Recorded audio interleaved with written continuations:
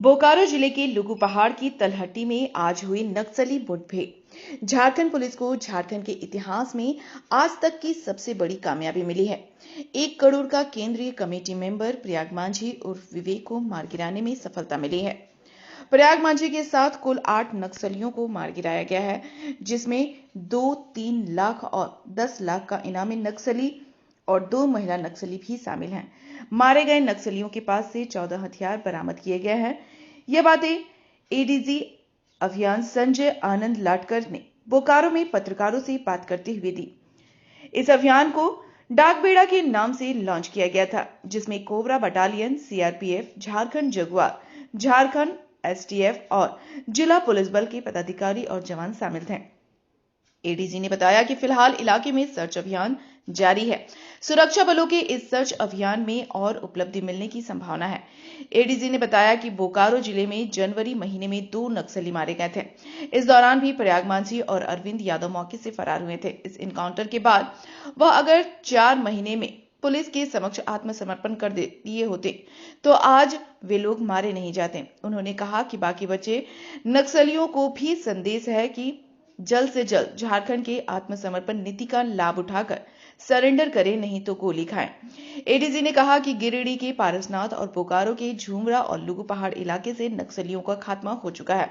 उन्होंने सारंडा में भी लड़ाई अंतिम दौर पर है। अभी भी नक्सलियों को मौका है कि वह सरेंडर कर दे, नहीं तो अंजाम इन्हीं लोगों की तरह होगा। वहीं सीआरपीएफ के आईजी साकेत सिंह ने कहा कि झारखंड में सीआरपीएफ और झारखंड पुलिस को कोऑर्डिनेशन कितना बेहतर है, किसी का नतीजा है कि लगातार सफलता मिल रही है। नक्सलियों को यह चेतावनी है कि वह जल्द से जल्द पूरे देश में सबसे बेहतर सरेंडर पॉलिसी का लाभ उठाएं, जिनमें केंद्रीय कमेटी सदस्य 1 करोड़ का इनामी धनबाद के टुंडी थाना क्षेत्र के दलुबुढ़ा निवासी प्रयाग मांझी उर्फ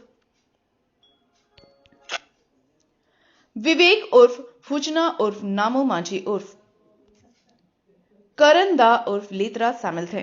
प्रयाग के खिलाफ विरुद्ध बोकारो, गिरिडीह, हजारीबाग, लोहरदगा, चाईबासा में कुल 37 कांड दर्ज हैं। वहीं सेंट्रल कमेटी सदस्य बिहार के जमुई निवासी अरविंद यादव उर्फ अविनाश शामिल हैं। अरविंद पर बिहार सरकार की ओर से भी 3 लाख का इनाम घोषित किया गया है। अरविंद यादव उर्फ अविनाश के विरुद्ध 85 कांड दर्ज हैं। ईडी ने उनकी संपत्ति भी जब्त की थी। वहीं गिरिडीह के पीरटार निवासी और 10 लाख का इनामी साहेब राम मांझी, महिला नक्सली गिरिडीह की खुखरड़ थाना क्षेत्र निवासी तालोदी विनोद की बहन, इसके विरुद्ध बोकारो, गिरिडीह एवं धनबाद में कुल 45 कांड दर्ज हैं। रंजू देवी डुमरी थाना क्षेत्र की रहने वाली हैं। गिरिडीह के पीरटार निवासी सक्रिय माओवादी महेश मांझी उर्फ मोटा शामिल हैं। बरामद सामानों की विवरणी: इंसॉस राइफल 4, एसएलआर राइफल 1, सिक्सर 1 देसी। कल रात में ऑपरेशन डाकाबेड़ा प्रारंभ किया गया था।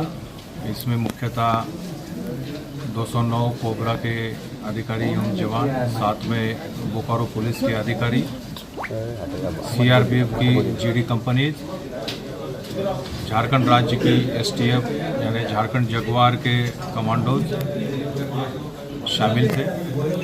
आज आधे सुबह करीब 5:30 बजे के आसपास नक्सलियों से इनका सामना हुआ। हमारे कोबरा के जवानों ने, अधिकारियों ने बहादुरी से उनका मुकाबला करते हुए 8 नक्सलियों को इस मुकाबले में एनकाउंटर के दौरान मार गिराने में सफलता पाई है। उन्हें न्यूट्रलाइज किया गया है। कुल 14 हथियार इस ऑपरेशन के दौरान अब तक सूचनानुसार प्राप्त हुए हैं।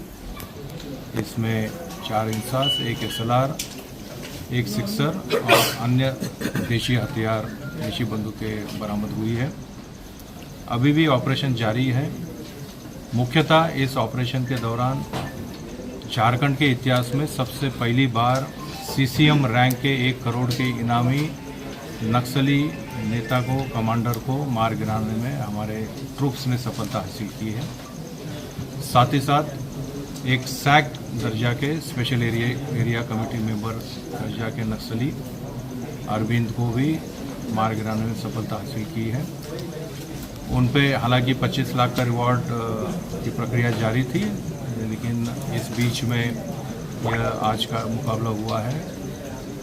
बिहार सरकार से 3 लाख की राशि अनाउंस है। साहेबराम मांझी को भी इसी मुठभेड़ के दौरान न्यूट्रलाइज किया गया है, जिन पे 10 लाख की पुरस्कार राशि सैंक्शनड है, स्वीकृत है। इस प्रकार से इस ऑपरेशन में विवेक दा के साथ साथ पूरा नक्सलियों का इस क्षेत्र से अस्तित्व खत्म करने में सुरक्षा बलों ने सफलता हासिल की है और ये झारखंड के इतिहास के लिए एक निश्चित तौर पर ऐतिहासिक उपलब्धि मानी जाएगी। ऑपरेशन अभी भी जारी है और यह आगे भी जारी रहेगा। इस ऑपरेशन के दौरान और फलाफल होने की हम उम्मीद करते हैं कि और हमें रिजल्ट्स परिणाम मिलेंगे। सर, कितने नक्सलियों की सूचना मिली थी सर? कितने नक्सलियों की सूचना? 20 से 25 नक्सलियों की प्रारंभिक जानकारी थी जब ये ऑपरेशन को लॉन्च किया गया था। पुलिस के लिए ये बहुत बड़ी कामयाबी है और बोकारो का लुगू, झुमरा और गिरिडीह का पारसनाथ, इस क्षेत्र से निश्चित तौर पर इस नक्सली गुट को हमने हटाने में सफलता पाई है। और इससे यह भी दिखाई देता है कि पिछले एनकाउंटर में जो नक्सली बचे थे उस समय भागने में सफल हुए थे, अगर वे समय रहते हुए पुलिस के सामने समर्पण करते तो निश्चित तौर पर आज उनकी ज़िंदगी बच जाती।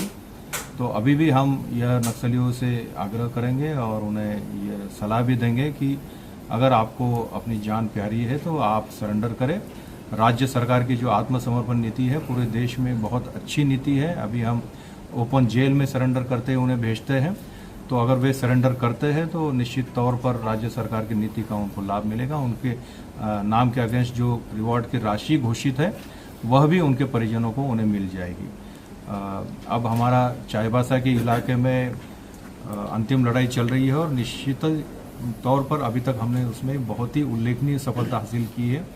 एक ग्रुप को, वहाँ बड़े ग्रुप को हम लगातार उन्हें चेज कर रहे, खदेड़ रहे हैं और अपने उनके इलाके से उनको दूसरे इलाके में जाने पे मजबूर कर रहे हैं। उन्हें भी हम ये आह्वान करते हैं कि आप या तो सरेंडर कीजिए या नतीजा आपके सामने है। बात बताना चाहूँगा कि झारखंड एक ऐसा जगह है, ऐसा एग्जाम्पल है झारखंड राज्य, जहाँ पर कि सीआरपीएफ और जिला पुलिस का बहुत ही अच्छा समन्वय है और उस समन्वय का ही रिजल्ट ये रहा है कि धीरे धीरे करके हम लोग पूरे राज्य को नक्सल मुक्त करने की दिशा में करीब करीब पहुंच चुके हैं। अब आखिरी लड़ाई, जैसा सर ने बताया, सब सारंडा की लड़ाई बचती है, तो वहाँ भी हम लोग को यही आह्वान रहेगा कि नक्सली सरेंडर करें तो पूरा का पूरा सरेंडर का लाभ मिलेगा। आप लोग बोकारो में याद होगा, करीब जनवरी में हम लोगों ने इसी जगह पर प्रेस कॉन्फ्रेंस किया था। उस एनकाउंटर में यहाँ से 2 लोग जो भागे थे, जो बच गए थे उस एनकाउंटर में, वो आज मारे गए हैं। उसमें मैं नाम भी बता देना चाहता हूँ। जो हम लोग को सूचना मिली थी कि साहेबराम मांझी और अरविंद यादव, तो एक तरह से उनके पास पूरे के पूरे 4 से 5 महीने का टाइम था जिसमें वो सुधर सकते थे। अगर वो सुधर जाते तो उनकी जान बच जाती। तो एक बड़ा अच्छा एग्जाम्पल है, सही से समय रहते हुए सुधर जाएंगे तो नई ज़िंदगी मिल जाएगी। सरकार अपने तरफ से पूरी तरह से तत्पर है उनको मुख्य दिशा में लाने के लिए। तो मेरा यही आह्वान रहेगा कि लोग सरेंडर करें और सरकार का जो सरेंडर की नीति है उसका फ़ायदा उठाएं। और हम लोग साथ में भविष्य में काम अच्छे से करेंगे। ज्वाइंट टीम हम लोग की बहुत अच्छी है, हम लोग आपस का समन्वय अच्छा है और हम जल्द ही जो झारखंड को नक्सल मुक्त कर पाएंगे।